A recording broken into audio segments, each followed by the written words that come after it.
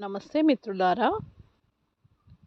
71 రోజుల గో ఉద్యమంలో ఈరోజు 45వ రోజు. ఆవు మాయమవుతోంది. ఆవులు గ్రామాల నుంచి మాయమవుతున్నాయి. కొట్టాల నుంచి ఆవులు మాయమవుతున్నాయి. మనం చూస్తూ ఉండాలా? ఆవులన్నీ గ్రామాలు దాటి వెళ్ళిపోతున్నాయి. గ్రామాలలో ఆవులే లేవు. చాలా గ్రామాలలో ఆవులే లేవు. దూడలే లేవు. కొట్టాలే లేవు మిత్రులారా. ఆవులు మాయమవుతున్నాయి.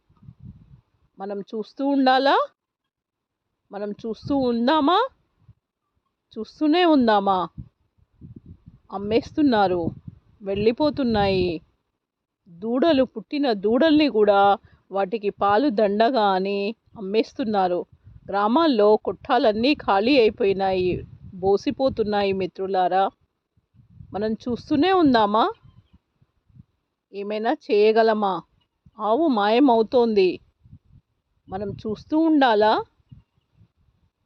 చెప్పండి మిత్రులారా. ఆలోచించండి.